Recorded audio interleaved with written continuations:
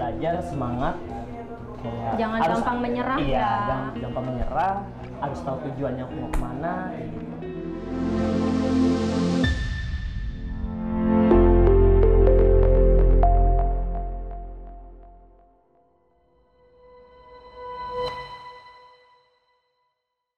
Sebuah cerita akan terbuka dari balik meja penuh aroma tentang dedikasi dan cinta sejati seorang penyaji kopi yang setia.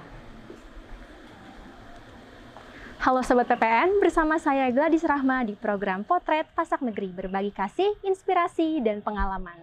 Seorang barista muda berumur 19 tahun yang telah menorehkan prestasinya di berbagai kompetisi kopi. Setiap cangkir yang ia buat, ia meracik seni dan mimpi.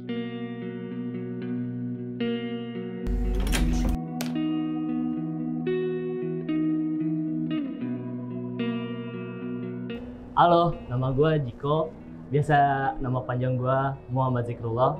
Umur gue sekarang 19 tahun dan gue bekerja sebagai seorang barista. Rutinitasnya yaitu datang ke Bukit Selatan untuk membuat kopi dan membuat service dan hospitality ke customer itu dengan baik. Kalau untuk jabatan aku di Bar Bukit Selatan itu, jadi aku membentuk sebuah sistem. Ini di luar Bukit Selatan, jadi aku membentuk kalau ada seorang head bar, lalu ada seorang kapten dan barista. Dan aku sekarang posisinya menjadi seorang kapten di bar. Kalau untuk tertarik, jadi dulu awalnya kayak aku membantu seorang kakak, terus dia buka kedai, kalau namanya itu Kopi Rumah Nenek. Jadi aku membantu kakak aku menjadi kayak menyuci gelas kayak gitu. Dan abis itu aku dicoba untuk mencicipi sebuah kopi specialty. Terus kayak ternyata dulu aku ngerasanya kayak kopi itu kan pahit, ternyata ada rasa buah-buahan, lalu ada rasa kacang-kacangan, ada aromanya, terus kayak ada floral, gitu sih. Di usia yang masih relatif muda, yaitu 19 tahun, Muhammad Zikrullah atau yang lebih dikenal dengan sapaan Mas Jiko telah menorehkan prestasi yang mengesankan di dunia kopi. Pencapaiannya yang luar biasa ini mencakup juara 2 pada Coffee Street Festival 2023, juara 1 di Kopi Samsu Manula Brew Competition 2024, serta masuk dalam top 5 di Pesta Kopi Nako 2024. Keberhasilan ini bukan hanya sekedar angka, tapi juga merupakan bukti bahwa usia muda bukanlah penghalang untuk meraih mimpi dan cita-cita. Keberhasilan Mas Jiko menunjukkan bahwa tidak ada alasan untuk takut bermimpi besar, meskipun terkadang impian tersebut terbayang terlalu tinggi untuk dicapai. Dengan dedikasi yang tinggi dan cinta yang mendalam terhadap seni meracik kopi, ia terus mengasah kemampuannya. Tentu, ini bukan hal yang instan. Mas Jiko telah melalui perjalanan panjang yang penuh dengan kerja keras dan pengalaman. Kini, di Cafe Bukit Selatanlah Mas Jiko bekerja sebagai barista, dan ia menjabat sebagai kapten bar. Dengan racikan kopi yang ia buat, Mas Jiko membuat pengunjung Cafe Bukit Selatan mendapatkan ketenangan di setiap tegukannya. Letaknya yang berada di pusat kota, dengan suasana asri dan menenangkan, membuat Cafe Bukit Selatan menjadi tempat favorit untuk bekerja, bersantai, atau menikmati waktu bersama teman dan keluarga, sehingga pengunjung semakin nyaman berada di Cafe Bukit Selatan. Mari kita simak lebih lanjut bagaimana Mas Jiko mengatasi rintangan-rintangan dalam perjalanannya, dan apa saja pelajaran berharga yang bisa kita ambil dari kisahnya. Halo Sobat PPN, saat ini saya sudah berada di Cafe Bukit Selatan dan saat ini saya juga bersama dengan Mas Jiko nih selaku kapten dari Cafe Bukit Selatan ya Mas ya. Oke. Mas, kalau boleh tahu nih, apa sih yang membuat Mas Jiko ini begitu suka kopi gitu sehingga Mas Jiko ini memutuskan untuk serius di bidang ini? Oke. Jadi aku dulu tuh pas lulus SMA, Sebelum lulus SMA itu kan aku juga pernah ikut bantu-bantu abang. Iya, kakak. Terus dia punya kedai. Dan aku awalnya juga bener-bener kayak apa sih ini kopi gitu loh. Masih belum tahu Iya, ya apa itu kopi, iya. masih awam tentang itu. Terus kayak ngerasa akhirnya abang juga ngajak, ayolah sini bantu-bantu. Akhirnya bantu-bantu kayak untuk sekedar kayak nyuci gelas. Terus aku sempet nanya gitu kan, kayak kok lu demen banget sih sama kopi gitu kan. Akhirnya nih gue bikinin kopi buat lo. Nah akhirnya pas ternyata kopi itu ya mungkin orang awam tuh kayak dulu ngerasa kopi itu pahit ya, segisnya ya pahit. Ternyata pas nyoba, enak juga ya ternyata. Terus asik karena aku bener-bener kayak ngerasa taste-nya itu di kopi tuh kayak ada buah-buahan kayak gitu-gitu. Terus kayak ada kacang-kacangan, nati gitu-gitu. Jadi kayak bikin relax gitu iya, ya kalau bikin ngopi. relax, iya. Oh iya, dengar-dengar Mas Diko ini kerja sembari kuliah ya? Iya.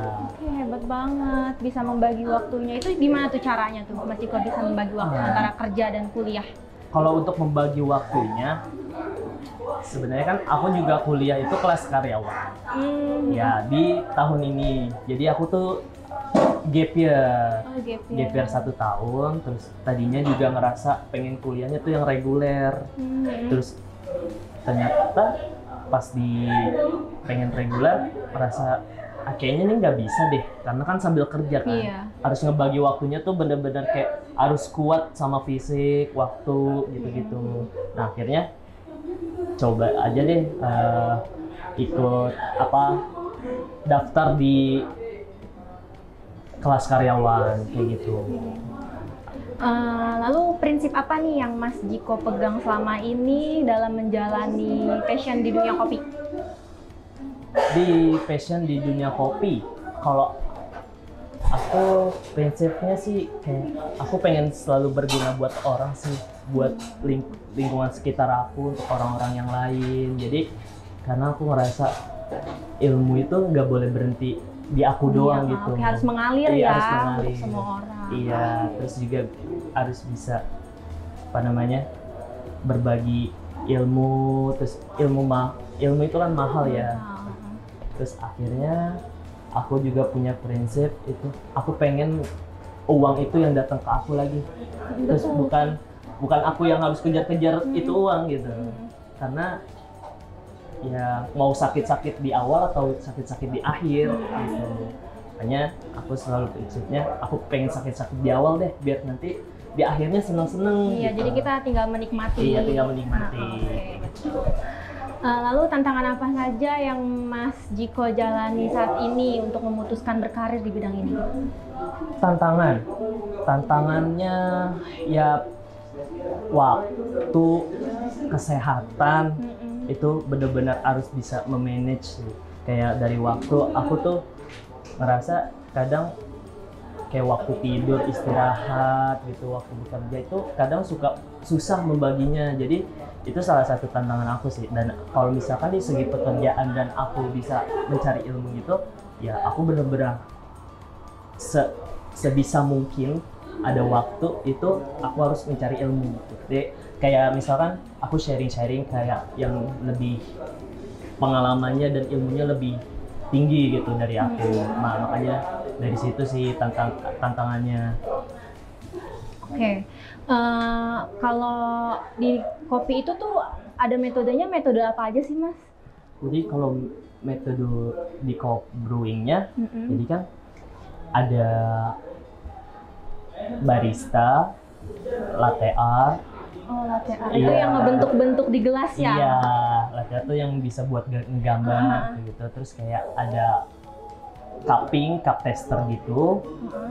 Nyobain kopi doang, terus sama mixologis. Mixologis itu apa, Mas? Mixologis itu jadi kayak bikin menu beverage yang kayak menu secret lah jatuhnya ya.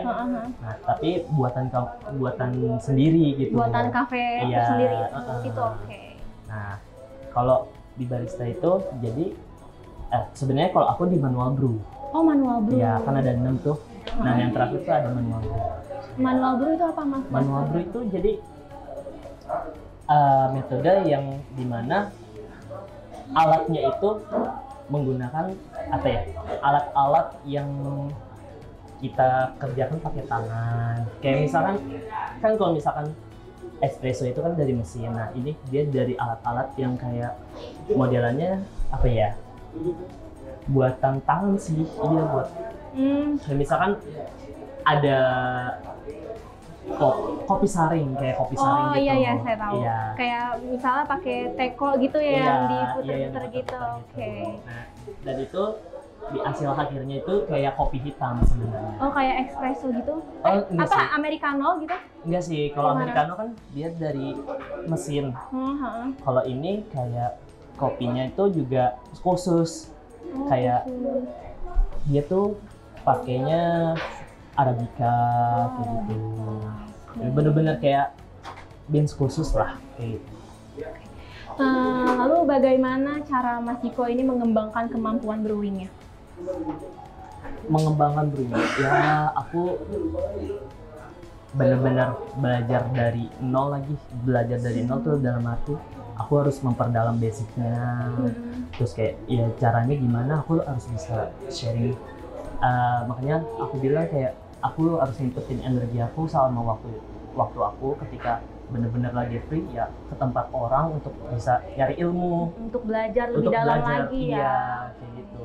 Makanya kayak ya terus belajar sih, ngulik sih sebenarnya, lebih ngulik. Mungkin Sobat PPN mau tahu nih gimana pesan dan saran dari Mas Jiko untuk Sobat PPN yang mungkin mau terjun gitu di dunia perkopian. Gimana Mas Jiko, ada saran atau pesan nggak? Ya kalau aku pengen ngasih pesan sih ya buat yang sekarang terjun di industri kopi ini, ya kalau misalkan udah kecemplung di industri kopi, terusin sih karena sangat-sangat menyenangkan. Terus kayak ilmunya itu nggak mentok, dan karena aku rasa apapun yang berasal dari alam itu kayak nggak pernah mati aja sih sebenarnya, kayak bisa diprosesnya kayak gimana aja kayak gitu. Nah makanya aku merasa ya terusin belajar semangat. Jangan gampang menyerah iya, ya. gampang menyerah, harus tahu tujuannya mau kemana kayak gitu. Kayak gitu sih. Kalau boleh tahu Mas Jiko ini awal terinspirasi mau di dunia kopi itu dari mana sih inspirasinya? Kalau inspirasi dari dulu tuh aku selalu, jadi waktu itu mungkin pas di industri ini mulai menginspirasi seseorang itu di tahun ini sih. Iya, dan itu ada namanya itu Rian Wibawa. Rian Wibawa. Iya, dan aku sangat apa ya, itu kayak role model gitu sih sebenarnya. Kayak role model, makanya merasa kalau bisa lebih dari dia tuh kayak keren deh. Keren gitu. banget emang pasti. Gitu. Oke, kalau gitu terima kasih banyak ya Mas ya sudah menyempatkan waktunya untuk sharing-sharing nih sama kita. Sudah mengasih pesan dan saran juga buat Sobat TPN. Jadi Sobat TPN di rumah bisa tahu gitu tentang dunia perkopian. Oke, terima kasih banyak Mas Jiko waktunya. Dari Mas Jiko kita belajar bahwa usia bukan batasan untuk mengejar mimpi. Dedikasi, kerja keras, dan cinta pada apa yang kita lakukan bisa membawa kita melangkah lebih jauh. Jadi Sobat TPN, jangan ragu untuk memulai perjalanan kalian. Ikuti terus perjalanan Potret Pasak Negeri karena di setiap perjalanannya akan selalu ada perjalanan yang menginspirasi. Saya Gladys Rahma, pamit undur diri dan mohon maaf apabila ada kesalahan dalam pengucapan. Potret Pasak Negeri, berbagi kasih, inspirasi, dan pengalaman.